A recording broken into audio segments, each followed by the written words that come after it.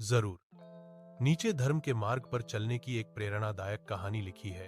धर्म का पथ। बहुत समय पहले की बात है। आर्यावर्त के एक छोटे से गांव में अमित नाम का एक युवक रहता था।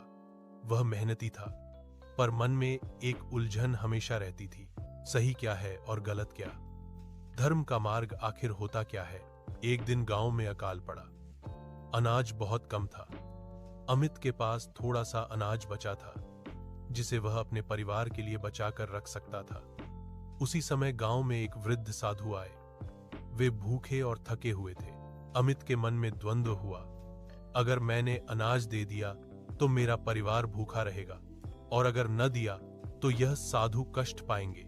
उस रात अमित साधु के पास गया और बोला, महाराज, धर्म का सही मार्ग क्या है?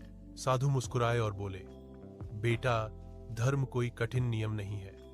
धर्म है कर्तव्य, करुणा और सत्य के साथ चलना, बिना स्वार्थ के।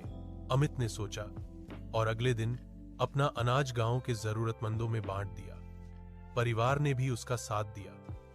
कुछ ही दिनों बाद पास के राज्य से सहायता पहुंची और गांव संकट से निकल आया। समय बीतने के साथ अमित गांव का मुखिया बना। उसने कभी झूठ, अन्याय और लालच का सहारा नहीं लिया। लोग कहते थे, अमित धर्म के मार्ग पर चलता है, इसीलिए उस पर विश्वास किया जा सकता है। अमित समझ गया कि धर्म सिर्फ पूजा या ग्रंथों में नहीं, बल्कि सही समय पर सही कर्म करने में है। कहानी की सीख, धर्म का मार्ग वही है जहां सत्य, करुणा, न्याय और कर्तव्य साथ हों। कठिन परिस्थिति में भी जो सही हो वही करना ही धर्म है।